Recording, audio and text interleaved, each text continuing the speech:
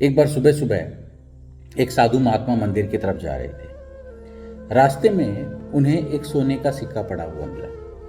साधु महात्मा ने सोचा कि क्यों ना इस सिक्के को किसी ऐसे व्यक्ति को दे दूं जो गरीब है, निर्धन है, जिसे इस सिक्के की असलियत में आवश्यकता है। पूरा दिन पूरे नगर में ढूंढा, पूरे शहर में ढूंढा, पर उन्हें ऐसा कोई गरीब व्यक्ति नहीं मिला।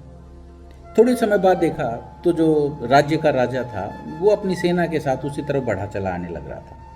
साधु महात्मा को देख करके राजा भी साधु महात्मा से मिलने के लिए आया और साधु महात्मा से आशीर्वाद लेते हुए बोला कि महाराज, मुझे आशीर्वाद दीजिए कि मैं अपनी सेना के साथ पड़ोस के राज्य पर आक्रमण करने जा रहा हूँ। मैं उस राज्य को जीत सकूँ और उसे अपने राज्य में मिला सकूँ।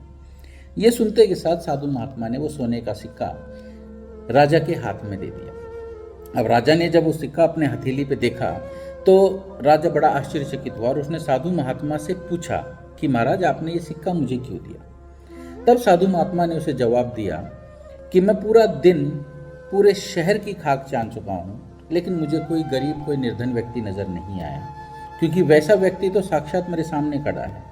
आपके पास भगवान का दिया सब कुछ है, लेकिन दूसरे का हक, दूसरे की संपत्ति पाने की इच्छा आपके अंदर इतनी प्रबल हो चुकी है कि आप अपने से संतुष्ट ना होकर के आप दूसरे का हड़पने में लगे हुए हैं।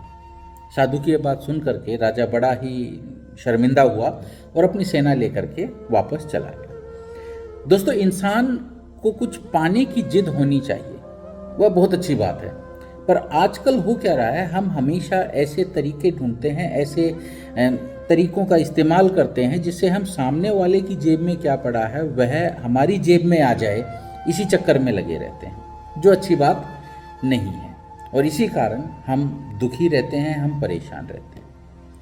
दोस्तों, हमेशा स्वस्थ रहिए, खुश रहिए और ये मान के चलिए, ये समझिए इस चीज़ को कि जो प्राप्त हो वह पर्याप्त है और जो मस्त है उसके पास समस्त है।